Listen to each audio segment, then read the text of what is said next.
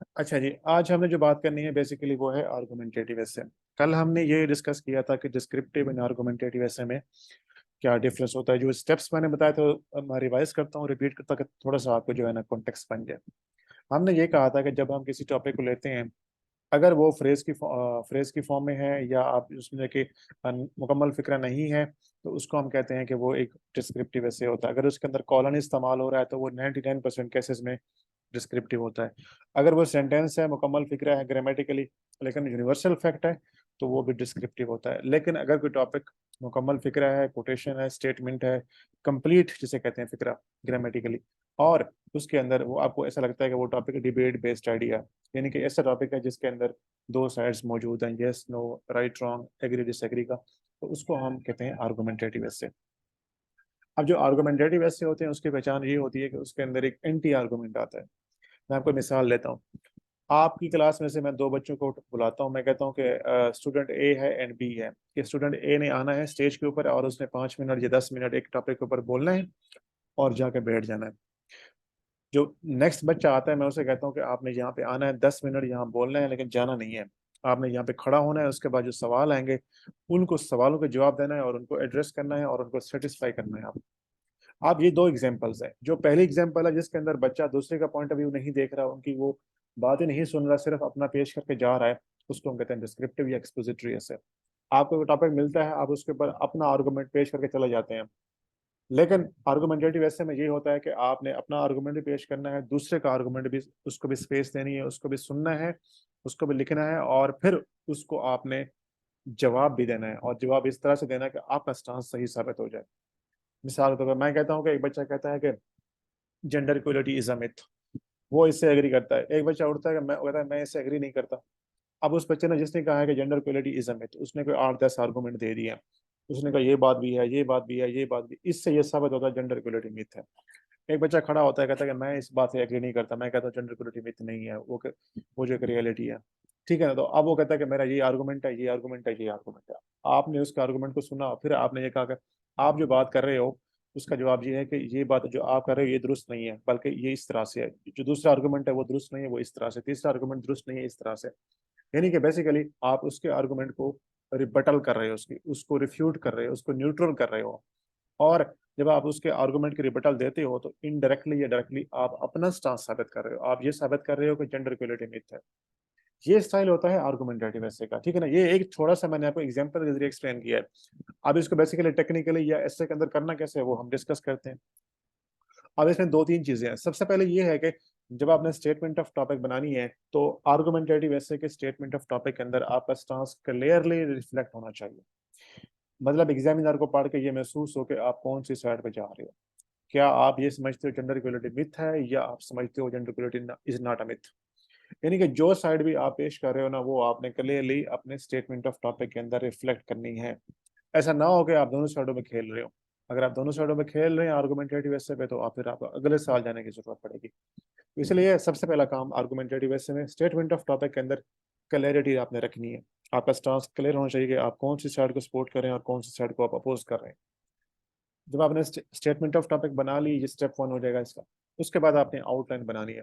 Outline बनाते हुए उसी तरह से आप टॉपिक लिखेंगे, आउटलाइन, स्टेटमेंट ऑफ टॉपिक, यानी कि इंट्रो करनी चाहिए थी स्टेटमेंट, और उसके बाद जो है ना ओवरव्यू देना है वो आप दे सकते हैं। और उसके बाद आपने जो है ना अपनी साइड के आर्गुमेंट्स देने हैं। फॉर एग्जाम्पल आपका स्टांस ये था कि gender equality is a myth. आप अपनी साइड के आर्गुमेंट्स देंगे, 10 12 13 14 15 जितने भी आते हैं आप अपनी साइड के आर्गुमेंट्स देंगे।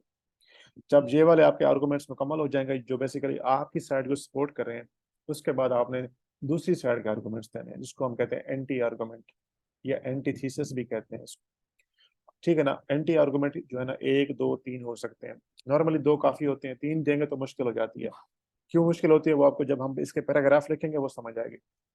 तो अभी आपने ये समझना है कि जब हम आर्गुमेंटेटिव ऐसे की आउटलाइन बनाते हैं तो हम बेसिकली पहले अपनी साइड के आर्गुमेंट्स पेश करते हैं। मतलब 12 13 14 15 जितने भी आर्गुमेंट्स हैं वो हम बना लेंगे।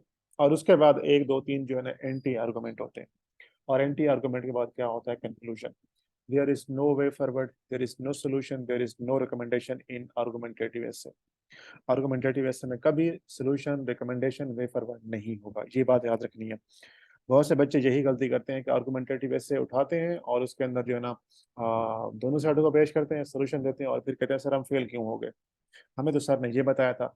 जब मार्केट के अंदर यही बताया जा रहा है तो फिर बच्चे भी फेल हो रहे होते हैं। तो आर्गुमेंटेटिव ऐसे कि हमेशा आपने याद रखना है कि अगर किसी टॉपिक को एज ए आर्गुमेंटेटिव ऐसे कर रहे हैं और उसकी सबसे बड़ी पहचान ये होती है कि उसके अंदर एंटी आर्गुमेंट आ रहा है। यानी कि अगर आपको ये लगता है कि एक टॉपिक आर्गुमेंटेटिव ऐसे के तौर पर हो रहा है और आपने उसको अपना साइड पेश किया, उसके बाद एंटी आर्गुमेंट दिए और फिर आपने वे फॉरवर्ड दे दिया, तो फिर आप फेल हैं। इसीलिए आपने अगर एंटी आर्गुमेंट दिया तो वे फॉरवर्ड की जरूरत नहीं है, बिकॉज लॉजिक ये है कि जो आर्गुमेंटेटिव ऐसे होता है उसके अंदर आपने कोई मसला हल नहीं करना होता, कोई आपने सोल्यूशन पेश नहीं करना है, बल्कि आपने डिबेट करनी होती है, डिस्कशन करनी होती है। आपने या तो अपना स्टांस साबित करना है, जो भी साइड है आपकी उसको लेंगे और उसको आप सही साबित करेंगे, ठीक है ना। बस आपका काम ये होता है, उसके अंदर आपने किसी मसले को हल नहीं करना, फिक्स नहीं करना, और उस ऐसे की रिक्वायरमेंट भी नहीं होती।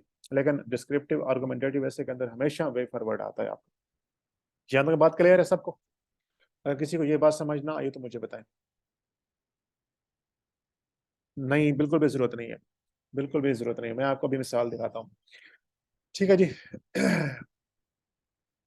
सर इट्स हमने सिंथेसिस भी लेके वही बात कर रहा हूँ ना, सिंथेसिस। अब देखो ये हीगल की जो है ना एनालॉजी है, बेसिकली वो कहता है कि पहले होता है थीसिस, उसके बाद एंटीथीसिस, फिर उसके बाद सिंथेसिस।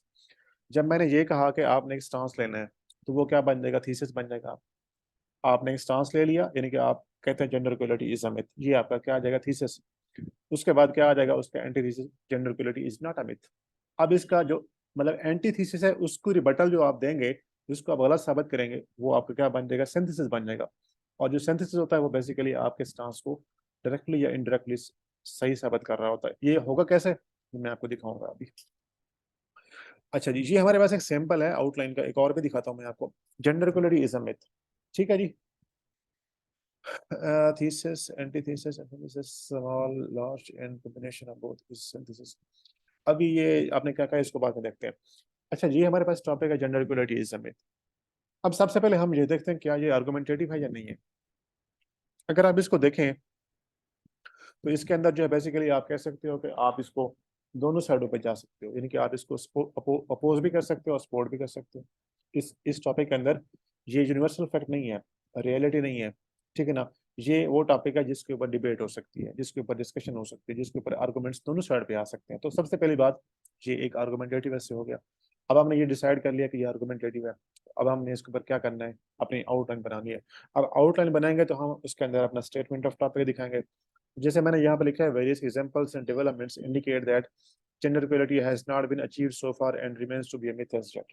यानी कि सबसे पहली चीज कि आपने स्टेटमेंट ऑफ टॉपिक के अंदर क्लैरिटी दिखानी है कि आपकी साइड क्या है, आपका स्टांस क्या है, वो यहाँ पे नजर आ रहा है। और वो इसमें ये कहता है कि it is a myth, it is a myth, it is not a reality.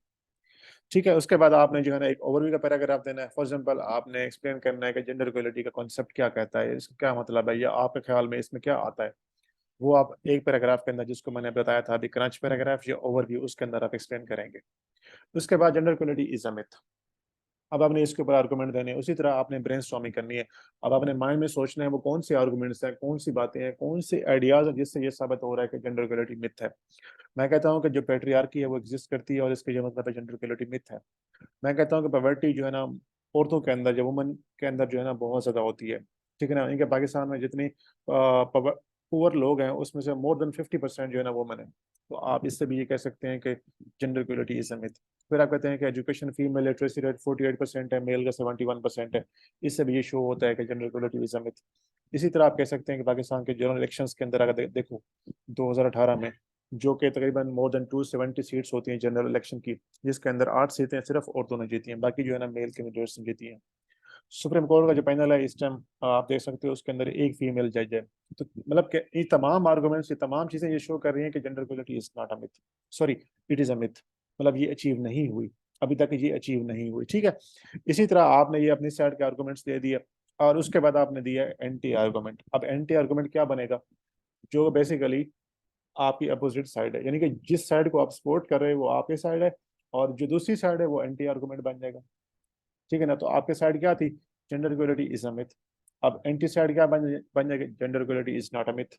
अब इसको लिखना किस तरह से है, जी आप लिख सकते हैं कि gender equality is not a myth या gender equality is a reality, looking at the other side of the coin. यानी कि जो कॉइन की दूसरी साइड है उसको अगर हम देख रहे हैं, जो अपोजिट साइड है उसको हम देख रहे हैं। अब इसके नीचे आपने बेसिकली 1 2 3 एंटी आर्गुमेंट लिखने हैं। अब एंटी आर्गुमेंट लिखते हुए आपने ये ख्याल रखना है, ये इस तरह से लिखने हैं, इस तरह की लैंग्वेज के अंदर लिखने हैं, उससे ये नजर आए कि आप बात नहीं कर रहे, बल्कि ये जो आपकी अपोजिट साइड है वो कहती है। ठीक है, फॉर एग्जाम्पल आप कह सकते हैं कि some people argue that, some people argue that gender equality as compare to, यानी कि आपने इस तरह से बात करनी है कि उससे ये नजर आए कि ये आप बात नहीं कर रहे, ये कोई और बात कर रहा है। यानी कि जो एंटी साइड है या जो बेसिकली आपके अगेंस्ट सांस ले रहे हैं, ये उनका पॉइंट ऑफ व्यू है। ठीक है, तो आप कह सकते हैं कि दे फर्दर, दे फर्दर से, ठीक है जी हाँ। अब आपने यहाँ पे एक तो यही चीज याद रखनी है कि एंटी साइड लिखते हुए, एंटी आर्गुमेंट लिखते हुए आपने लैंग्वेज इस तरह की इस्तेमाल करनी है कि उससे ये रिफ्लेक्ट हो कि आप बात नहीं कर रहे। नंबर टू, जब एंटी आर्गुमेंट देनी है तो ये गौर से सोचना है कि दूसरी साइड के आर्गुमेंट क्या हो सकते हैं, और वो भी आपने ही सोचने हैं। जी, आपका ही काम है। जब आप किसी आर्गुमेंटेटिव ऐसे पे हाथ डाल रहे होते हैं तो आपसे ये एक्सपेक्ट किया जाता है कि आप अपनी साइड तो पेश कर रहे हैं, लेकिन साथ साथ में दूसरी साइड है उसको पेश करें और उसकी रिबटल भी दें आप उसको। ठीक है, तो इसलिए ये आपने खुद सोचना है। जब आपने एक मतलब एंटी आर्गुमेंट वाला जो है ना ऐसे करना है, तो अपनी साइड के आर्गुमेंट्स देने के बाद आपने उसका एंटी साइड भी खुद सोचना है। तो ये काम भी आपका, उसमें एक पैराग्राफ भी हो सकता है, एक पॉइंट भी हो सकता है, दो भी हो सकता है, तीन भी हो सकते हैं, इससे ऊपर ना जाए। जब आप ये लिख लेंगे उसके बाद आपका कंक्लूजन आ जाएगा। ठीक है, यहाँ तक बात क्लियर है सबको? अगर किसी को कोई मसला हो या बात समझ ना आई हो तो बताएं। शाबाश।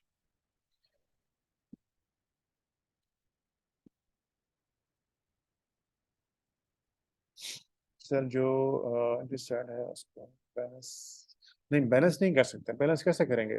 अगर आप बैलेंस कर देंगे तो आप जो सांस है वो तो न्यूट्रल हो जाएगा। तो आर्गुमेंटेटिव ऐसे के अंदर बेसिकली जो आर्गुमेंट्स की रेशियो होती है 90% 10% होती है, 80% 20% हो सकती है। यानी कि अगर आपकी साइड पे आर्गुमेंट्स 12 आ रहे हैं तो दूसरी साइड के 2 3 होंगे। अगर आपके 10 आ रहे हैं तो उनके 1 2 3 हो सकते हैं।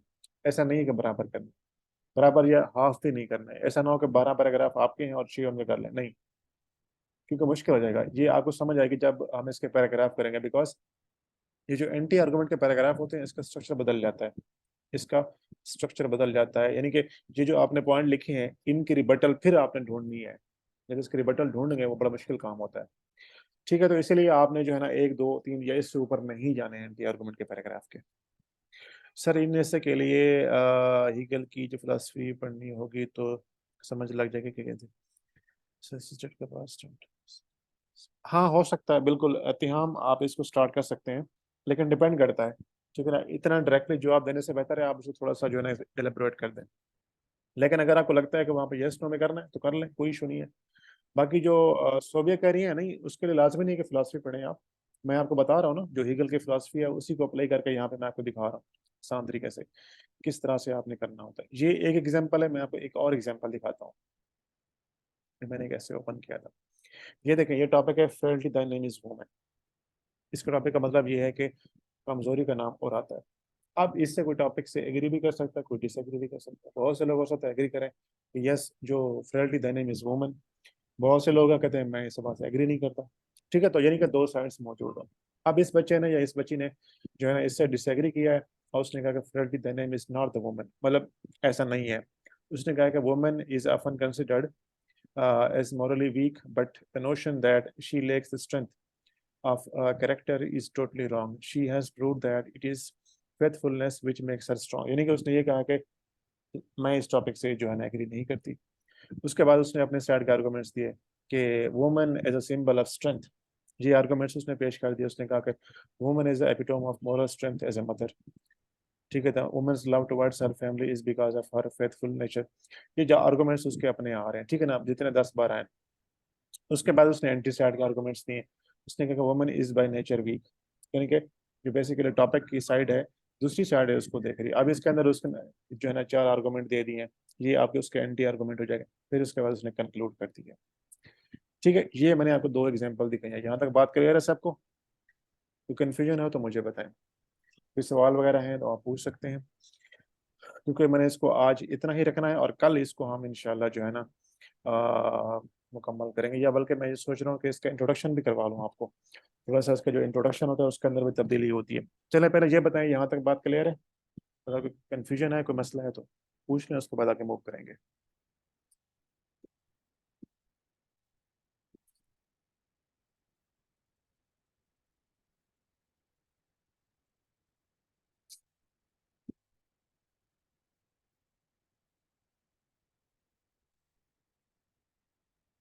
सर यहाँ पे सिंथेसिस, सिंथेसिस आउटलाइन में नहीं होता, वो पैराग्राफ में होता है। मैंने अभी उसकी बात ही नहीं की, पैराग्राफ की बात ही नहीं की मैंने अभी, इसकी आउटलाइन की हद तक।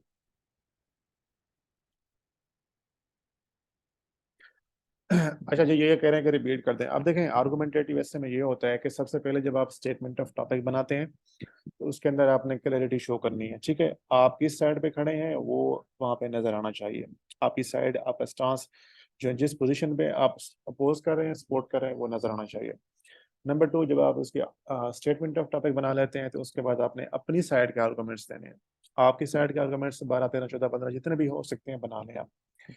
अपनी साइड के आर्गुमेंट्स देने के बाद आप दूसरी साइड के आर्गुमेंट्स देंगे, looking at the other side of the coin या कंसिडरिंग एंटी आर्गुमेंट्स। ठीक है, आप वो जो है ना, एक दो तीन, मतलब कम से कम दो तीन, तीन भी हो सकते हैं, चार हो जाए कोई इशू नहीं है उसका, लेकिन दो तीन मैं कहता हूँ कि एक आइडियल ऑप्शन होता है। दो तीन आपके एंटी आर्गुमेंट होंगे और उसके बाद आपका कंक्लूजन हो जाएगा। तो यहाँ पे ये पॉइंट आ सकता है कि हो सकता है कि आपके आर्गुमेंटेटिव ऐसे में पैराग्राफ थोड़े कम हो जाए। दो तीन पैराग्राफ कम होते हैं, कोई इशू नहीं है। आर्गुमेंटेटिव ऐसे में एग्जामिनर ये अलाउ करता है कि आप जो है ना थोड़ी सी लेंथ को जो है ना कम करना चाहें कर सकते हैं, लेकिन क्योंकि इसके अंदर क्वालिटी चाहिए होती है और इसलिए इसके अंदर जो है ना लेंथ इतना इशू नहीं बनती। तो 12, 13 पैराग्राफ, 15 पैराग्राफ आप ऐसे पास हो सकता है। आप एंटी आर्गुमेंट देंगे, उसके बाद आपने उसको कंक्लूजन देना है, और कोई वे फॉरवर्ड, कोई सोल्यूशन या कोई रिकमेंडेशन इसके अंदर नहीं आएगी। ठीक हो गया? दो तीन हो सकते हैं, मैं यही कह रहा हूँ, दो तीन हो सकते हैं। ये बात आपको कल समझ आएगी जब इसके हम पैराग्राफ करेंगे ना, तो आपको आइडिया हो जाएगा कि ये क्यों कम होना चाहिए, दो क्यों हो सकते हैं, तीन क्यों हो सकते हैं, और इससे ऊपर क्यों नहीं जा सकते। ये कल आपको समझ आएगी इसकी। अच्छा जी। सर प्रैक्टिस करने से आ जाए। हाँ जी, अभी मुश्किल लग रहा है लेकिन हो जाएगा, मैं आपको करवाऊंगा। दो आर्गुमेंटेटिव ऐसे करवाने हैं मैंने, फुल ऐसे करवाने हैं। अच्छा जी, अब थोड़ा सा आपको याद होगा कि जब हमने इंट्रोडक्शन लिखा था नॉर्मली, तो हम हाँ जी, इफेक्ट्स भी दे सकते हैं एंटी आर्गुमेंट में, लेकिन एंटी आर्गुमेंट ऐसा दें कि उसकी रिबटल भी होनी चाहिए। ऐसा ना हो कि आप इस तरह का एंटी आर्गुमेंट दें और उसके बाद उसकी रिबटल ना मिले। अगर एक एंटी आर्गुमेंट की रिबटल नहीं आ रही तो इसका मतलब क्या हो जाएगा कि आपका स्टांस गलत साबित हो गया है। आपने अपने स्टांस के अगेंस्ट ही जो है ना बात कर दी है, जिसकी आपके पास कोई ऑप्शन ही नहीं है उसको रिफ्यूट करने की। तो इसलिए आपने ये सारा कुछ जो है ना सोच समझ के करना है इसको। अच्छा जी, आपको याद होगा जब हमने डिस्क्रिप्टिव ऐसे में इंट्रोडक्शन लिखा था तो उसके अंदर हमने ये बात की थी कि उसको जनरल स्टार्ट करना है, कोटेशन से स्टार्ट करना है, उसके बाद स्टेटमेंट ऑफ टॉपिक आएंगे, फिर आउटलाइन के आइडियाज, और फिर उसके बाद जो है ना एक ऑप्टिमिस्टिक एंड होगा। लेकिन अब चूंकि इसके अंदर वे फॉरवर्ड भी नहीं है, एक ऑप्टिमिज्म भी नहीं है इसके अंदर, और फिर उसके बाद एंटी आर्गुमेंट भी आ रहा है, तो अब इसका इंट्रोडक्शन कैसे करना है? ठीक है, तो इसका स्टाइल ये है कि मैंने एक फार्मूला इस्तेमाल करता हूँ, जो मैं सिखाता हूँ वो ये है कि जब आप एक आर्गुमेंटेटिव ऐसे का इंट्रोडक्शन करते हैं तो उसके अंदर आप बेसिकली जो इंट्रो का स्ट्रक्चर होता है उसको हम यूं बनाते हैं इस तरह से। उसके भी चार हिस्से होते हैं, अपने पास नोट कर लें। ठीक है, लेंथ वही रहेगी उसकी जो आपके तकरीबन 200, 250 होती है, लेकिन जो लिखने का अंदाज है, जो स्ट्रक्चर है, थोड़ा सा तब्दील हो जाएगा। किस तरह तब्दील होगा कि आप जनरल स्टार्ट कर सकते हैं, किसी कोड से भी स्टार्ट कर सकते हैं। ठीक है,